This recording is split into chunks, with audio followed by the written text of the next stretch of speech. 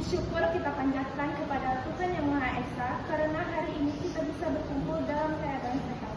Saya Rusya Rizka Purba yang akan bertugas sebagai moderator untuk memandu jalannya presentasi pada hari ini. Topik yang akan kita bahas hari ini sangat menarik, yaitu peristiwa setelah tanggal neraca. Sebelum kita mulai, izinkan saya memperkenalkan teman saya.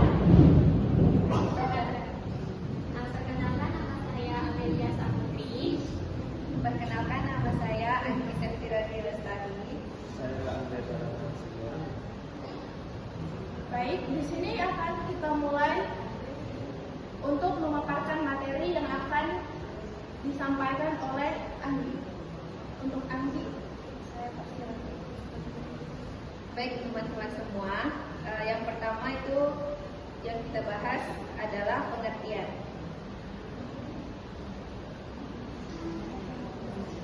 Sebelum melanjutkan ke slide selanjutnya, kita perlu memahami terlebih dahulu apa yang dimaksud dengan tanggal neraca.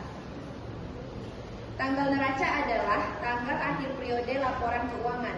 Contohnya, periode laporan 1 Januari sampai 31 Desember 2025. Jadi tanggal neracanya itu adalah 31 Desember 2025. Artinya, semua angka di laporan keuangan menggambarkan kondisi per 31 Desember 2025. Sebagai contoh,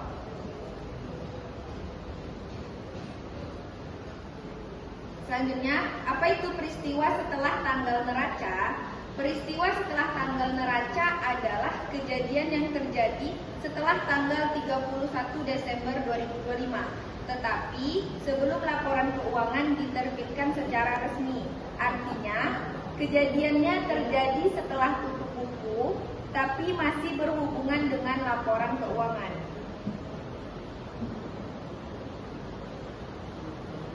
Nah, jadi mengapa harus diperhatikan? Karena kejadian setelah 31 Desember bisa membuktikan bahwa kondisi di laporan keuangan salah dan memberikan informasi penting bagi pembaca laporan. Oleh karena itu, PSAK 8 mengatur tentang mana yang harus mengubah angka dan mana yang cukup dijelaskan saja.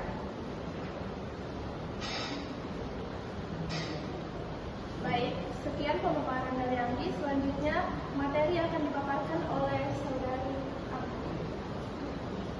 Baik, selanjutnya saya akan menjelaskan tentang penyesuaian dan non-penyesuaian. Jadi, di PSAK 8 itu ada dua jenis peristiwa. Pertama, peristiwa yang memerlukan penyesuaian. Nah, apa sih peristiwa yang memerlukan penyesuaian itu? Jadi, peristiwa yang memerlukan penyesuaian itu adalah peristiwa setelah tanggal neraca yang memberikan bukti bahwa kondisi tersebut sebenarnya sudah ada pada tanggal neraca, tetapi baru diketahui setelahnya. Oleh karena itu, angka dalam laporan keuangan harus disesuaikan.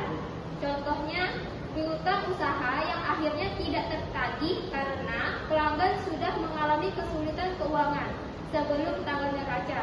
Contoh kedua, persediaan yang nilainya menurun karena sudah rusak sebelum tanggal neracanya.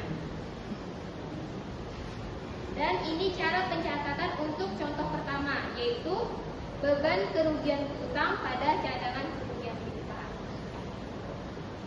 Baik, yang kedua ini adalah jenis peristiwa yang tidak memerlukan penyesuaian. Nah, apa sih yang dimaksud dari tidak perlu penyesuaian ini? Yaitu peristiwa setelah tanggal neraca yang menunjukkan kondisi yang benar-benar baru dan belum ada pada tanggal neraca. Oleh karena itu, angka dalam laporan keuangan tidak diubah. Contohnya seperti kebakaran gudang yang terjadi setelah tanggal neraca, penggabungan atau akuisisi perusahaan, dan dividen yang diumumkan setelah tanggal neraca. Nah, cara pencatatannya seperti apa? Nah, cara pencatatannya itu ditulis atau dijelaskan di CALK atau catatan laporan keuangan. Tidak perlu ada penjurnalannya. Jadi, nah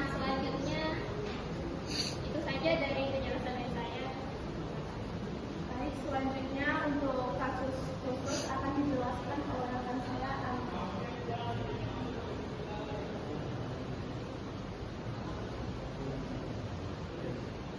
Oke, baik teman-teman. Di sini saya akan melanjutkan presentasi, di mana di sini kita akan membahas tentang kasus khusus komputer pelanggan. Di mana di sini saya lihat bahwasanya kondisinya tersebut yaitu pelanggan dinyatakan bangkrut setelah tanggal neraca. Untuk perlakuannya yang pertama, jika kesulitan keuangan sudah ada sebelum tanggal neraca, nanti memerlukan penyesuaian. Yang kedua, jika bangkrut karena kejadian baru setelah tanggal neraca, berarti kita tidak memerlukan penyesuaian, hanya saja diungkapkan. Terus untuk selanjutnya, contoh kedua, di sini ada tentang kondisi diumumkan setelah tanggal neraca. Nah, untuk perlakuannya, jika kondisi tersebut, yang pertama pada tanggal neraca belum ada kewajiban. Terus juga yang kedua tidak diakui sebagai liabilitas, dan yang ketiga tidak dicatat dalam jurnal, dan yang terakhir hanya diungkapkan dalam setelah atau catatan atas laporan keuangan. Jadi untuk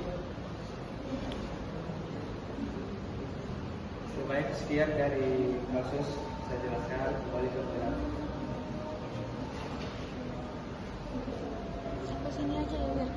Baik teman-teman, sekian materi dari yang telah kami sampaikan. Di sini saya akan membacakan sedikit rangkuman kesimpulan dari materi yang telah disampaikan mengenai peristiwa setelah tanggal neraca. Sebagai kesimpulan, pemahaman PES Akta 8 sangat penting untuk menentukan apakah suatu kejadian setelah tanggal laporan keuangan perlu disesuaikan angkanya atau cukup diungkapkan dalam CE.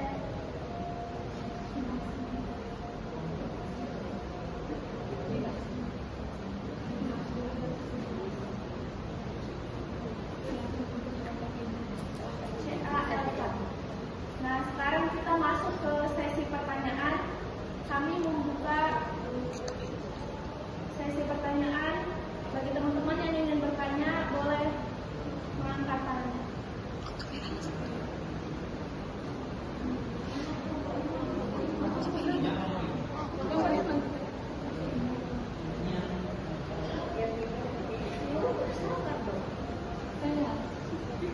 Baik, untuk saudarinya.